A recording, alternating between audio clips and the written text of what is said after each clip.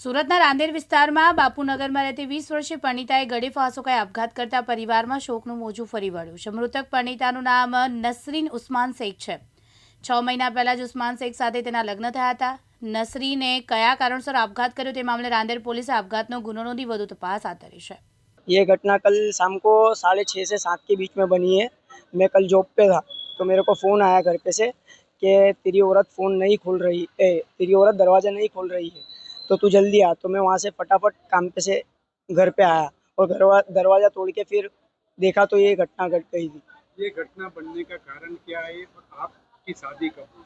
मेरी शादी 10 नवंबर 2024 को हुई थी और ये घटना इसकी वजह से बनी है कि 1.5 महीने पहले ना मेरे बेबी मिस कैरेज हुआ था। तो उसने ना वो माइंड में ले ली थी, डिप्रेशन में, उसकी वजह से वो चली गई थी।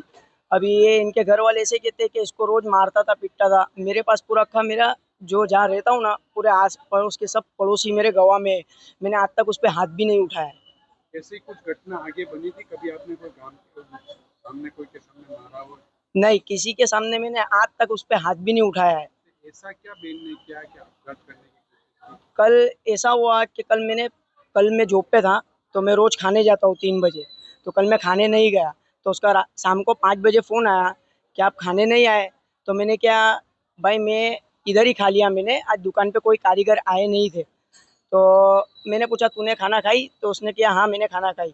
और फिर मैंने उसको पूछा तूने आज नमाज़ पढ़ी कि नहीं दोपहर की? तो बोली कि हाँ मैंने नहीं पढ़ी। तो मैंने कहा क्यों नहीं पढ़ी तूने नमाज़? तो बोले तुम्हारे को मालूम तो है, चिल्ला के बोली, बोले तुम्हारे को मालूम तो है कि मैं सोई ली होती हूँ। तो मैंने उसको गाली दे के बोला कि अल्लाह ने तेरे लिए नमाज माफ़ रखी है जोहर की। तो इस वजह से उसने मेरे को बोली हाँ चलो रखो, फ़ोन रखो। तो मैंने उस वक्त मैंने बोला कि फ़ोन मत रखो, बात कंप्लीट करो। और बाद में हमारी ना पतावत हो गई, हंसते खेलते बातचीत पूरी हुई, फिर हमने फ़ोन रखा। ये कितने बजे घटना बनी इसके बाद? ये घटना इसके बाद मैंने ये जो फ़ोन किया था जब 5 बज रहे थे और ये जो घटना बनी है तो ये 6:30 7 के बीच में घटना बनी है। ये क्या किस तरह की फांसी ले ली थी कि एक दवा पी ली थी? ये फांसी लिए थे इन्होंने दुपट्टे से। इन्होंने दुपट्टे से फांसी लेने से पहले ना मेरे से फ़ोन पे बात की और फ़ोन पे बात करने के बाद इसने इसकी बहन से बात की, बहन और माँ से। अब बहन और माँ से बात करने के बाद ये जब भी बात करती थी ना, रोज़ डेली का इनका घर के ऊपर फ़ोन पे चालू ही होना था कुछ ना कुछ। तो ये जैसे ही इनसे बात करी ना उसके बाद ही इसने ये कदम उठाया। आपने कभी मारा है इसको?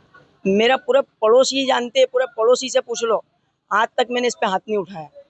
आप क्या मांगते हैं? आपकी मांग क्या है? मेरी मांग तो वही है कि मेरे को इंसाफ मिले। ये झूठे मेरे पे आरोप लगा रहे हैं। मैं उसकी बहन हूँ नसरीन की। कहाँ से आते हो मेरे लिए? हम नूरानी मस्जिद के पास से है, लिम्बाइज सूरत। वहाँ से हम, मेरी बहन की शादी को 6 महीने हुए थे। मेरी बहन खुश नहीं थी जरा सी भी, बहुत मानसिक टॉर्चर करते थे मेरी बहन को। वो मारता था, 2 बार उसने मेरी बहन को मारा और मेरी बहन पे शक करता था हमारे। मारने वाले का नाम क्या है? मारने वाले का नाम उस्मान है, जो उसका घर वाला है खुद। और उसकी शादी कब हुई थी? शादी 6 महीने हुए उनकी शादी को क्या ना। हुआ था फिर? उनके उसके बाद में वो उनके घर के ऊपर रहती थी, हमारे घर पे वो आने नहीं देता था मेरी बहन को। बोलता था कि तेरा कोई यार होगा उधर, इसके लिए जाती। बोले तू मानसिक टॉर्चर करता था, मेरी बहन पे इल्जाम लगाता था। ये चक्कर में 2 बार मारा। और मियाँ बीबी का अगर झगड़ा होए तो उसकी सास ऊपर जाके समझाती नहीं थी और कहती थी इसको इग्नोर नहीं करना, बोले मिट्टी खारी की तो लाऊंगी नहीं, बहुत मुझोर है, बोले इसको तो बराबर कर डालना, बोले ऐसी कहती थी, आग डालती थी। और उसकी ननन नजीक ही रहती थी, लेकिन उसकी सास यहाँ से मेरी बहन को खाना बनाने लगाती थी और उसको डब्बे पहुंचाती थी, वहां पर उसके कपड़े लाती थी, मेरी बहन को धोने लगाती थी। सिर्फ वो सोते पड़े रहती थी, मेरी बहन को नौकरानी के जैसा काम करवाते थे। मेरी बहन का अमल भी गिरा दिया उसने। डॉक्टर के अनुसार उसको मना था कि शारीरिक संबंध नहीं कर सकते हमल के अंदर, तो भी उसने करा। मुझे अभी बच्चा नहीं चाहिए, मेरी बहन का अमल भी गिरा दिया। और मेरी बहन को बोलता था किसी को कुछ नहीं कहना, बोले अगर कहीं तो मैं डाइवोर्स दे दूंगा, धमकी देता था मेरी बहन को डाइवोर्स की। ये हाँ, आपघात कब हुआ? और आपघात उसका अभी कल के दिन हुआ। मेरी बहन का 7 बजे 6 बजे मेरी बहन ने अच्छे से मेरे से बात करी कि बहन मेरा दिल कह रहा है, बोले उधर आने का, बोले मुझे मेरे भांजे की याद आ रही है तुम लोगों की। तो मैंने बोली आ जा बहन यहाँ पर। तो बोले कहीं नहीं बहन, बोले वहाँ भी, बोले बकराईद के टाइम पर मैं आऊंगी, बोले मिलने।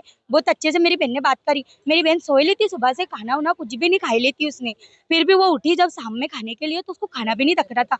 टेंशन से उसके बाल चले गए थे, उसका टकला हो गया था मेरी बहन का। इतना मानसिक टॉर्चर करते थे मेरी बहन को वो लोग। रांदेर में कौन सी जगह पे रहते हो? रांडेर पे हम लोग, ये लोग रांडेर के अंदर नहीं, बापू नगर के अंदर रहते ये लोग। मकई पुल के उस पार रहते ये लोग। और उधर कोई आता जाता नहीं, कुछ अब नहीं। बहन आपको क्या क्या लगता है इसका, क्या आपघात है कि मर्डर है? मेरा कहना ये मतलब है कि मेरी बहन जब वो फांसी के ऊपर लटकी तो जब इसकी सास ने उसको देखी तो ये गली वालों को जमा कर सकती थी, मेरी बहन को बचा सकती थी, लेकिन नहीं, नीचे जाके उसके बेटे को फोन करी, वो 20 मिनट के बाद आया, जब तक तो मेरी बहन की जान चली गई। तो इनका मैटर इनको मालूम, एम्बुलेंस भी नहीं बुलाई इन लोगों ने ऊपर से, रिक्शा में ले लेके फिर थे मेरी बहन को, फांसी पे से भी उन्होंने उतारे, क्यों ऐसा करे? ओके, आपका नाम क्या है? मेरा नाम साबिर है। आप इनके कौन हैं? मैं लड़की का भाई हूँ। लड़की का भाई होते हैं जो क्या हुआ था भाई, सच्ची हकीकत क्या है? सच्ची हकीकत यही है कि मानसर टॉर्चर करते थे, बीच में एक बार झगड़ा हुआ था तो हमने रुकाए थे, इन्होंने हाथ पाँव जोड़ के लेके गए, क्या अब हमसे गलती नहीं होगी, अब हम कुछ नहीं करेंगे ऐसा। फिर लेके जाके 2-3 महीने के बाद इन्होंने ये कांड कर डाले, मेरी बहन को ये मजबूर कर दिए। खाली 6 महीने हुए, साल नहीं हुआ अभी अभी हुई, खाली 6 महीने हुए। कितने साल की आपकी? ये 20 साल की थी। सूरत में कौन सी जगह पे हुआ ये पूरा घटना? ये सूरत में नहीं हुआ, ये इनके घर पे हुआ, बापू नगर में। हाँ, बापू आप क्या नगर। चाहते हैं? अब हम चाहते हैं कि हमारे को चाहिए इंसाफ हमारे मिलना चाहिए, क्योंकि मेरी बहन बहुत मासूम थी, वो ऐसी नहीं थी, ये बहुत शक करता था, हर चीज में इसको टॉर्चर करता था, जरा सी गलती होती थी तो ये मारता भी था चटाठट मुंह पे, और गालियां गलौज भी गंदे गंदे देता था। पुलिस से क्या मदद मांगी? बस पुलिस से हमारे को यही है कि ये बहुत से लड़के के साथ में हो रहा है तो ये दूसरे लड़के को फेस ना कर पाए, ऐसा करना ना पड़े, कदम ना उठाना पड़े। तो पुलिस से ये अपील करूंगा कि इनके खिलाफ सख्त कार्रवाई करे, और हमारे को इंसाफ चाहिए कि दूसरी लड़की के साथ ऐसा ना हो। हमारी बहन चल गई, हमारे को पता है हमारे को क्या तकलीफ है, पर कोई दूसरी बहन के साथ में ऐसा ना हो, तो इनके खिलाफ एक्शन लो पुलिस को, बस यही कार्रवाई करने की। और मेरी बहन का गुनहगार उसका देवर भी है, उसके देवर ने मेरी बहन का फोन लिया था, उसके दोस्त को फोन करा था और ब्लॉक में नंबर डाल दिया था, और उसके दोस्त ने उधर से फोन करा तो उसके मर्द ने मेरी बहन पे शक करा कि तूने किसको फोन करी थी, तो मेरी बहन को 3 बार बोला, मेरी बहन पाव भी पड़ रही, फिर इंक्वायरी करा तो पता चला कि उसके भाई का है, तो मेरी बहन को वही क्या वही मना लिया। बोलो। यासीन दारा, दिव्यांग न्यूज, सूरत।